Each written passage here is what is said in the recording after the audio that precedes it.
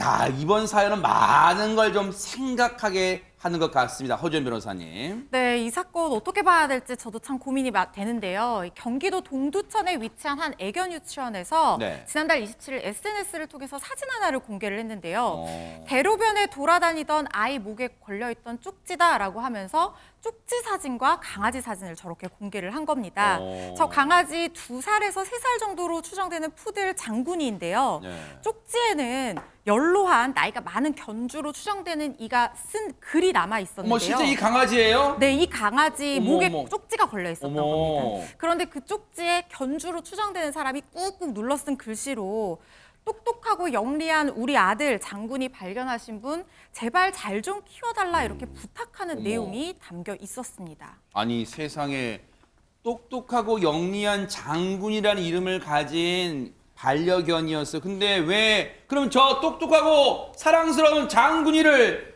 유기했다는 거, 지금 버렸다는 거예요. 이 쪽지에 담긴 내용은 하정은 평론가님. 그렇습니다. 유기를 한 건데 그런데 그 유기를 할 수밖에 없었던 사정이 네. 그 안에 빼곡이 담겨 있었는데 그래요, 또? 어떤 내용이었냐면 네. 이렇게 썼습니다. 저는 이 장군이와 단 둘이 살다가 이제는 함께 살 수가 없게 됐습니다. 왜요? 저는 이제 살 날이 얼마 남지 않았습니다. 어머, 세상에. 그래서 정부가 운영하는 시설로 들어갑니다. 아이고. 그러니까 부디 사랑하는 우리 아들 장군이를 잘 부탁합니다. 아이고. 그렇게 거듭거듭 부탁하면서 장군이한테도 마지막 말을 남겼는데 네. 아들아 어디에 있든 아빠는 항상 네 옆에 있을 거니까 어머. 아프지 말고 잘 지내라. 안녕 장군아 미안하다 아빠가 이렇게 남겼습니다. 토요일 밤에 그 마트 앞에서 장군이가 배회를 하고 있다고 연락이 왔어요. 사람을 너무 좋아해서 그냥 부르니까 쪼로록 왔다고 하더라고요. 근데 유기견 센터를 보내지 않고 보호를 하게 됐어요. 왜냐하면 유기견 센터는 이 아이를 찾지 않음으로 해서 주인이 시로 넘어가는 나라로 넘어가는 단계잖아요. 그 편지에는 명시가 된 게 이 아이를 발견하신 분이 잘 키워달라고 하셔서 장군이를 데리고 왔어요. 본인을 이제 아빠라고 지칭하셨잖아요.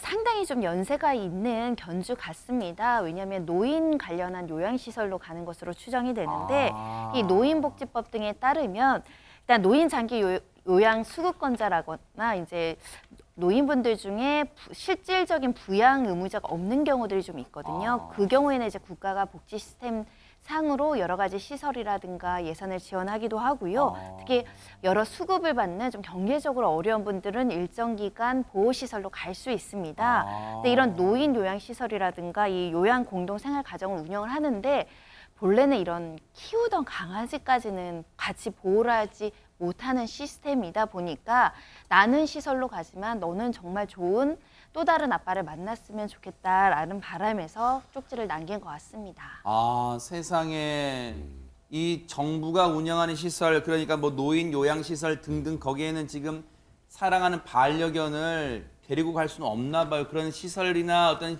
시스템이 갖춰지지 않았나 봐요. 그러면 아니 그렇다 하더라도 백성문 변호사님 네.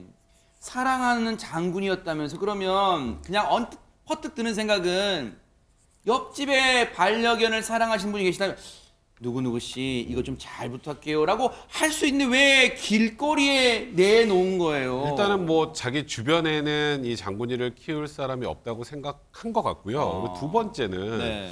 그러면 장군이를 길가에 유기하는 것보다는 뭐 유기견 보호센터 같은 데 네. 데려다 주면 더 안전하지 않을까 이런 생각을 하는데 일단 뭐 저희가 정확한 이유를 뭐 알 수는 없습니다만 직접 견주에게 들은 게 아니라 근데 이런 경우가 생길 수 있어요.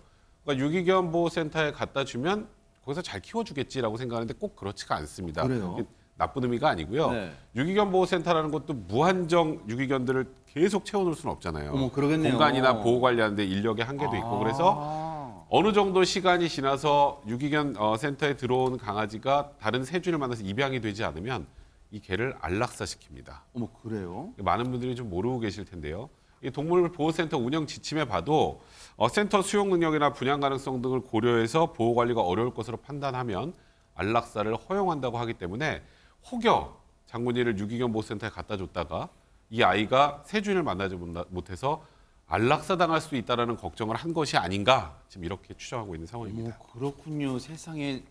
근데 사실 유기견 보호센터 입장도 이해는 돼요. 앞서 우리 백성문 변호사님 말씀처럼 무한정 유기견들 다 이렇게 보호해줄 수는 없을 것 같아요. 재정 문제도 있고요. 근데 이 사연을 접한 많은 누리꾼들의 반응 참 많이 먹먹해할 것 같은데요, 전혜연 평론가님. 예, 그런데 반응이 좀 나뉘고 있습니다. 그래요? 일단 견주의 입장에서 아유 오죽했으면 이랬을까, 얼마나 마음이 아팠을까 이런 의견이 나오고 있는데요. 네. 아유 더군다나 이렇게 편지까지 남기셨잖아요. 네. 도대체 어떤 심정이었을까 이런 말이 나오고 있고요. 네. 또 사실 이제 어르신들이 시설에 들어갈 때 자식처럼 키우던 반려견 데려갈 수 있는 것이 정서적으로 좀 좋을 텐데 그 부분에 관한 제도 좀 마련됐으면 좋겠다라는 의견도 있었습니다. 네. 하지만 반대 의견도 있는데 유기견 입장에서 한번 생각해봐라. 새로운 사람 찾아주지도 않고 어쨌든 유기한 거 아니냐. 아이고. 이런 비판적인 의견도 나오고 있고요.